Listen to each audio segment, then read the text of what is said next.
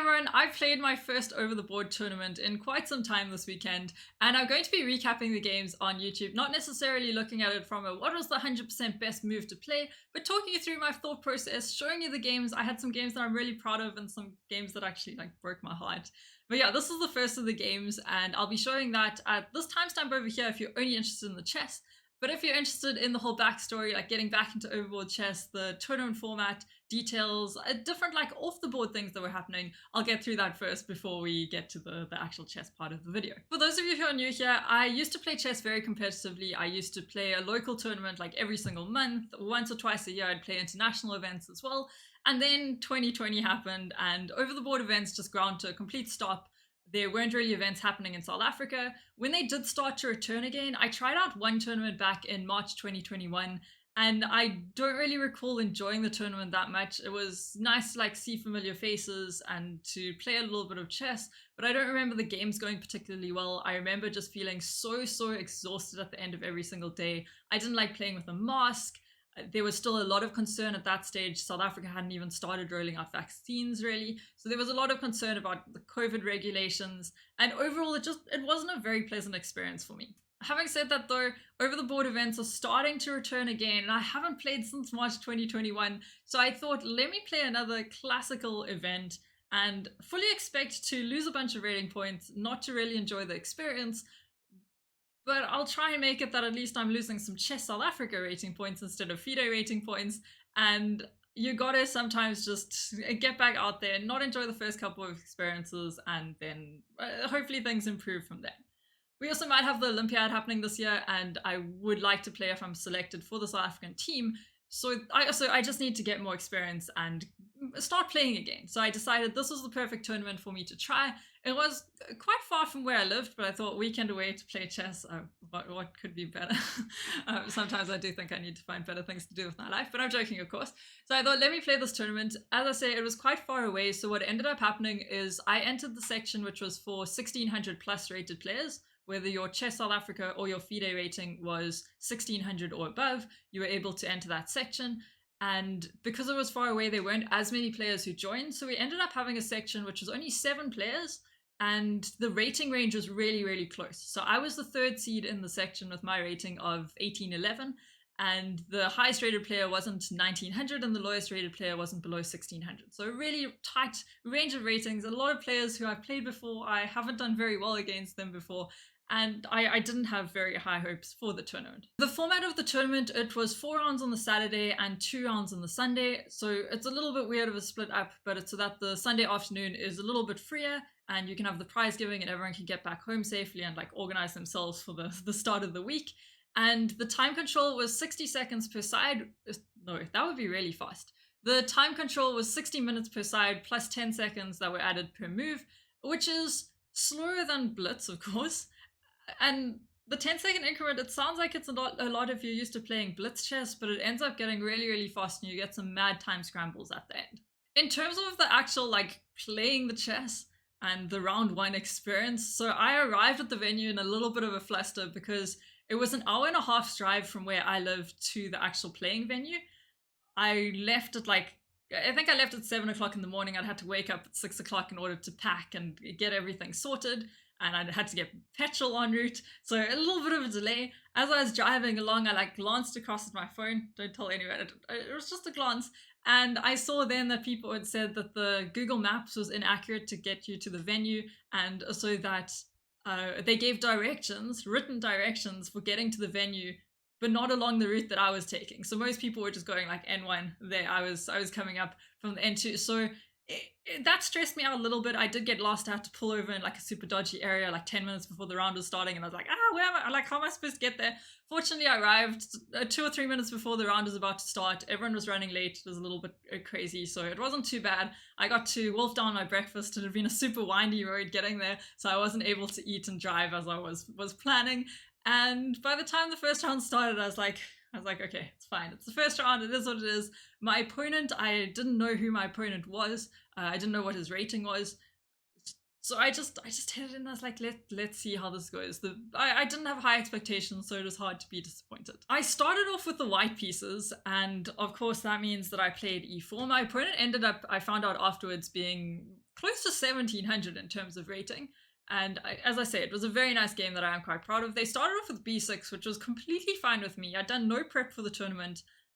I looked at like one of my openings during the week and then just ran out of time. So if it's out of theory, makes me very happy. We just go for our standard principles, control the center, so d4. They went bishop to b7, and I decided to defend the pawn with bishop to d3, because the idea is as well, if I ever push this pawn in future, I then have a very nice bishop pointing towards their king if they castle on the king side. Another advantage of just moving the bishop instead of going knight out is I can now still move my c3 or c2 pawn, maybe c3 or c4 in future. And also I'm one step closer to castling. It's really basic stuff, but it's put in practice. There's a reason that these general principles are general principles. My opponent then decided to go e6, so I struck back with c4. The idea of e6, I'm presuming, is to play something like d5 potentially and try and make sure that there's an open diagonal for the bishop. So I thought c4 at least delays that a little bit, gets my pawn out of the way so that I'm not blocking it in with my knight if I go knight c3 in future. And also maybe it's preparing in future to drop the bishop back if I want to like get a queen bishop battery along this diagonal, something like that. So c4, it's a standard move. Sometimes in these setups as well, I go for things like f4. So f4 as well, and a knight over here, and go for a really attacking setup, because I do like aggressive chess rather than just sitting and playing a positional game. My opponent then played knight to c6, which I thought was a little bit of a strange move because it's blocking in the pawn potentially, but it's quite easy for me to respond to. I can just go knight to f3, I'm developing the knight, I'm preparing to castle, and I'm also defending the pawn that was being attacked. And then d5 came, which I was expecting earlier, so I didn't have to think too much. I don't really want this to happen, and then the bishop just gets an open diagonal. I also don't really want this to happen, because then I'm moving my bishop again. I'm moving it in a place where it doesn't really have any future along this diagonal. So yeah, don't really want them to take, and b3 isn't really something that appeals to me. So c takes d5, fairly standard. They took back with the pawn, and now I decided to go e5. And now you can see why it's a little bit awkward with the knight on c6. Because if the knight on c6 is back, then you could potentially play something like c5 and start trying to undermine these pawns. The alternative to undermine the pawns is f6, but we know that you don't play f6. That's not advisable. And yeah, that'll weaken things along this side. So now in order to try and play c5, you have to move the knight again, but your pieces are quite cramped. Like you can't go knight back over here. Knight here also doesn't look too great. And I even, potentially, if they move their knight out of the way, I might have some time to go like a3, b4 or something and try and clamp down on the c5 square. So I thought that this was okay, and it's also opening up things for my bishop. So e5, and it's also, another thing, it's keeping the knight off of f6. So bishop to b4 was played. I didn't think too much about this either. I could block with the bishop, but if we go here and they take, I get another pawn towards the center, and then it's even more difficult to play something like c5. Because I don't have to take, and then if they take me, I can just recapture with the pawn, and I still have my nice central pawns, and your bishop is looking like really, really unhappy with its life. And it's not even a French bishop. So knight to c3, they went knight to e7, and it was over here that I realized, I was like, wait, I did a video about this. I realized that if they castle, so I castled over here, but I realized if they castle over here, we have bishop takes h7, because nothing can capture us except the king. We have our knight ready top to g5. There's nothing controlling f6, and queen to h5 is a possibility after that. So I was like, how cool would it be if I've just done a video on Greek gifts, and my first over-the-board game, my opponent just gives me a Greek gift. It sadly didn't happen. I was also like, when I realized this was a possibility, I started to get a little bit nervous. So I was like, what if it doesn't work? Because knight takes g5, I was a little bit worried that this knight might be able to be pretty good at defending these squares. So knight to g5, I was assuming king here. I was like, probably queen d3 works. It's like, but what if it doesn't? So I would have had to go into quite a big think and would have calculated out some of these variations if my opponent had castled. Weirdly enough, here the best move is knight to e2, with the idea that you're potentially hopping into this square in future. Your knight is defended by the bishop, and you're setting up now like queen d3. Black's king is not very happy. You can see it doesn't really have a lot of spaces that it can move to, and all the pieces are just tied up on the other side of the board. So maybe I would have found this if it had happened. I'd like to think that I would have been brave enough to go for the Greek gift, because just having faith that it would work. But you never really know. It's a lot more nerve-wracking when you're playing over the board chess, where your opponent has a lot of time to think out and try and defend, and you have to make sure that you're like 100% know what's happening and don't let them escape, because they do have enough time to like unravel themselves. Whereas blitz chess, without hesitating, I go bishop takes h7 because I'm like, clearly it must be winning. But then they don't necessarily have time to find the best defense. So if I don't find the most accurate continuation, it's not as bad as it is in over the board classical. So instead of castling, they took my knight on c3. I obviously captured back with the pawn, and now I'm feeling pretty happy. I'm like, you can't really castle on this side. There's going to be a lot of trouble there. I'm like, maybe I go knight g5 in future. Or like, there are a whole lot of weak squares. Your bishop is doing nothing with its life. I was feeling great. And then my opponent played queen d7. I was like, oh, wait. Because now I realized what they were trying to do. I don't know why it didn't cross my mind earlier, but I realized that they're just trying to queenside castle. Because if they queenside castle, I was trying to figure out how I could continue my attack. Because even if I have a positional advantage, like I want to attack naturally. So I was thinking, like, I can try a4, a5, and then knight takes and rook takes. But I was like, what if they just even go h5? I was like, these pawns are busy blocking my bishop out, so I can't even like sacrifice on a5. My bishop can't do anything here. Sacrifice on g6. I can't do anything on this diagonal because my beautiful pawns are just getting in the way. I'm not really comfortable playing c4, because then after takes, this pawn's going to be really weak. Imagine if they've queenside castled and then they have the rook, queen, and the knight all busy attacking this pawn over here. And my queen's on the same diagonal. I was like, I'm not happy with this. I don't really see how I'm going to continue. And they also have like no risk busy pushing their pawns over here, so they can just start attacking me. Even though the engine thinks it's fine if they queenside castle, I was like, I'm not entirely sure how comfortable I feel like that. I'm not sure how to proceed. And it's important in chess to have a plan when you're playing as well. You can't just be like, oh, well, we'll decide when we get there. So I was like, I have no idea what my plan is after they queenside castle, which they're obviously trying to do after queen d7. So I had a really long think over here, and I was like, I need to make something happen while their pieces are tied up, and while there are potentially some weaknesses around the king, and the king's still in the middle of the board. Or I need to just make sure that the king can't queenside castle. So my first thought was knight to g5. Because I was like, well, knight to g5, if you queenside castle, I just take your f7 pawn, and I'm forking your rooks. So that's stopping them from castling. I was like, but then you just go h6. So then I looked at taking over here. So I was like, h6, knight has to move. I was like, maybe I can take over here and make a sack work, because after king takes, there's maybe a pawn push in some lines, because the queen and the king are in a forkable square. It's like, maybe they're pins. I was like, do I have queen to h5? But I was like, after they block, I could go there, and then their king looks pretty safe, and I wasn't happy with this at all. I just couldn't find a way to make this work. I looked at queen to f3. I was like, well, that also doesn't seem to do anything. The king just goes back, and I've given away a knight for what? I mean, even if you go over here, the knight is defending g6, so I don't even have like a bishop g6 if that were to do anything. So I abandoned that plan. And then I was looking, I was like, do I have e6 first? So I was like, maybe if I go e6 and then goes across here. And I was like, well, I can't jump in with my knight because they take me. Like, then knight g5 is probably too slow. I don't really see what I'm threatening there. I was like, they could even probably just take with the queen. And like, I can go rook across, because that was another thing. I was like, can I go rook across and then go e6 in future? And then I was like, I'm opening up the f file for their rooks. So I was just really unhappy, and I was like, there has to be something here. I just don't know what it is.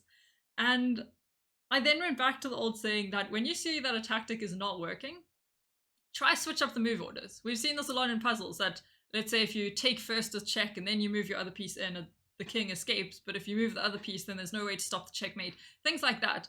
So I was like, let me switch up the move orders. And I was like, what about if instead of going e6 first, can I go knight g5 anyway? So they go h6. And then after I play e6, I'm attacking their queen so they can't take my knight. And now, if you take me back over here, we go queen check over here. The difference is the king isn't here. I haven't given up my knight. So if the king goes across, we go checkmate. If the king goes across on this side, no, we go knight to f7, and it's check. I'm winning a rook, and I don't even know if they're going to be able to get the knight back for the rook. And then obviously we have to look what happens if they just block the check. And if they block the check, I can take over here. Here. If the king goes across, we still have check, winning the rook. And I'm going to be honest, I think when I calculated this, my calculation or my visualization ability is not that great at the moment. It's why I'm getting back into over the board chess and chess training. I think I still thought that there was a knight on e7, that it hadn't moved across. So I thought this was checkmate. But I mean, even so, I haven't given away any material over here. Things are completely equal because I won a pawn over there. Knight takes e6. You can play that move pretty easily. So even if you don't find winning moves, I haven't given up material. I'm probably winning a pawn or two if I don't get mate. And the king is super, super unsafe. This is not a happy position to play as black. So this all looks as though it works out quite nicely. And I was really, really proud to have found the move e6 after knight g5. And it took me quite some time to find it. But this was, after the game, I was like, if I have no other games that I win, this is a good enough game. I found e6. Even if I mess this game up from here, it's okay. We managed to win at this, and we are happy. Yeah, you do still have to be a little bit careful. So I was looking, I was like, can I take on f7? The problem with this is after the king goes back here, if you move the knight, which is being attacked, then they can probably just take the pawn and survive. And then I was like, well, sure, their king isn't the safest. I did stop them from queenside castling, but I'm not winning. And ideally, like you feel in a position like this that you should be winning. You want to go for something that is a lot better. You can find over here, like maybe queen h5 so that they can't take, and because then you take the rook. But yeah, so I thought, let me just go for winning material. Let me get the exchange. So we went knight takes f7. What they did was then took on e6 with their queen. So I took the free rook. They queenside castled. Yeah, once again, I just like forgot the queenside castling was a move. Because over here I thought, oh, well, I should be able to get my knight out. I should be able to maybe go like queen to h5 and then get my knight over here. Life will be great. I'm an entire rook up. And then they queenside castled. And I was like, wait, that was a move, yes. So now my knight is being attacked. It can't jump out over there because it's just a free knight. And if I try to go to g6, there's knight takes g6, bishop takes g6, and queen takes. So I'm then giving the knight back. Ideally, I'd prefer to be an entire rook up rather than just an exchange up. So here what I started looking at, I was like, the queen and the king are on the same diagonal.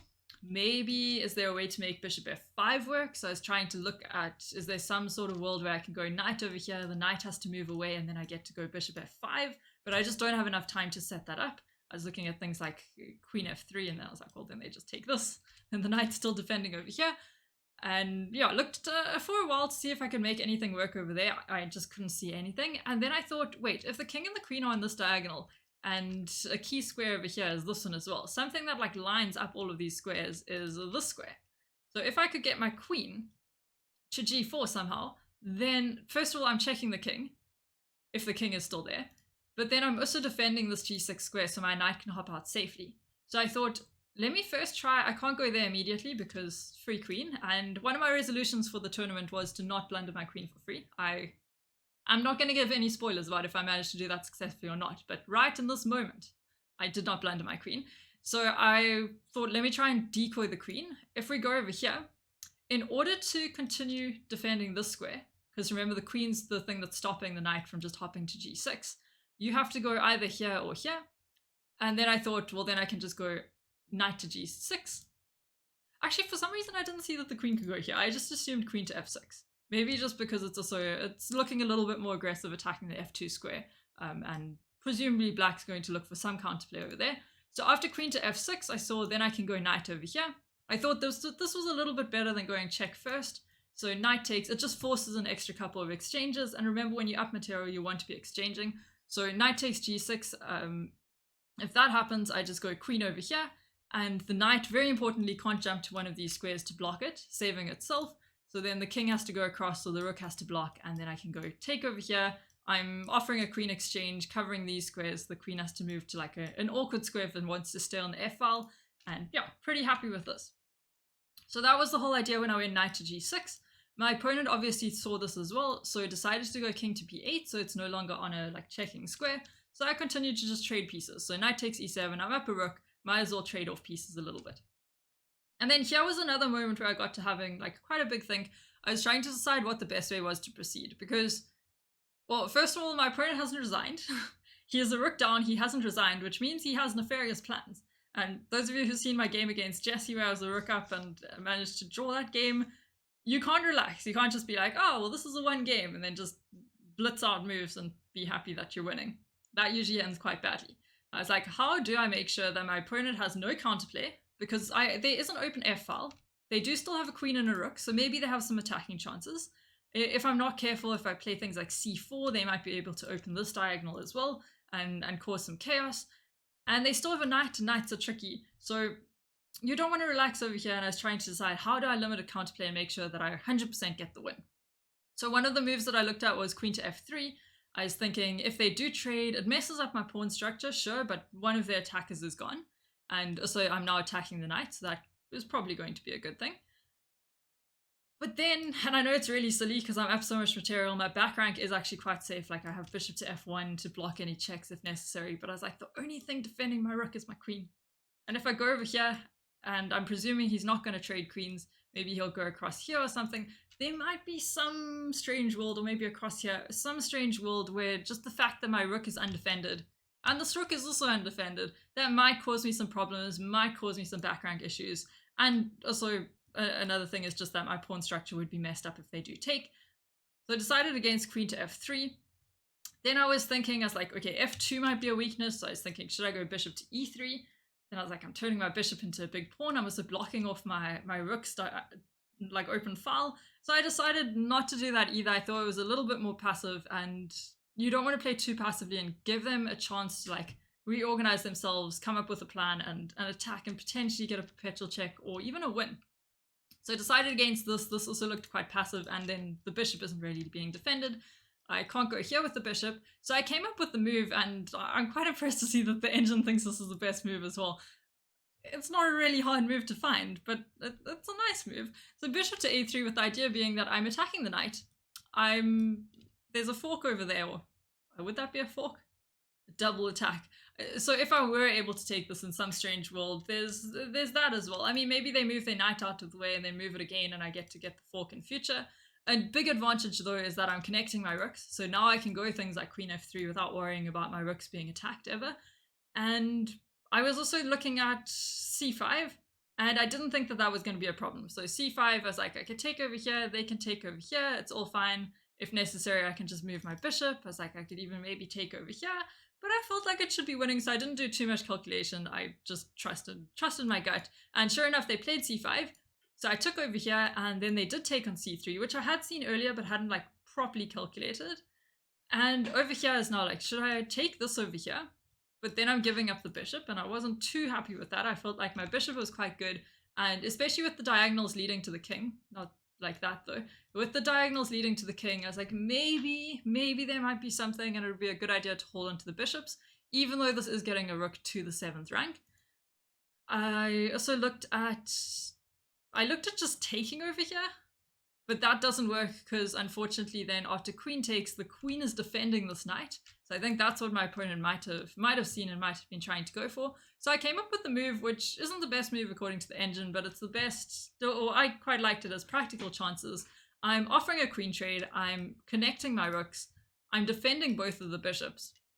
And as an extra bonus, if they avoid the queen trade, after I take on b6, I'm attacking the knight with the bishop and the rook. And I'm also maybe going to go like pawn takes a7, check, then I have an open b file and my queen's on the b file already. So I just thought, you know, no matter what my opponent does, queen b3 should be pretty good, and once again, potentially limiting some counterplay. So they played pawn to d4 with the idea presumably that if takes, if I take over here, they can take here. And even though this is still completely winning, remember in all of this I'm an entire rook up, but that doesn't mean it's not stressful. They do have a fairly far advanced pass pawn. They have a rook that's on an open file active. My back rank, I haven't played h3. They have a bishop that might be heading into things in future. So I didn't really like the look of this. Even if it is completely winning, I didn't quite like it, and I thought it gave my opponent a couple of chances. Or even another way of looking at it, it gives me more opportunity to make a mistake and to mess up. So I decided not to take over here because I was like, well, I'm still quite happy.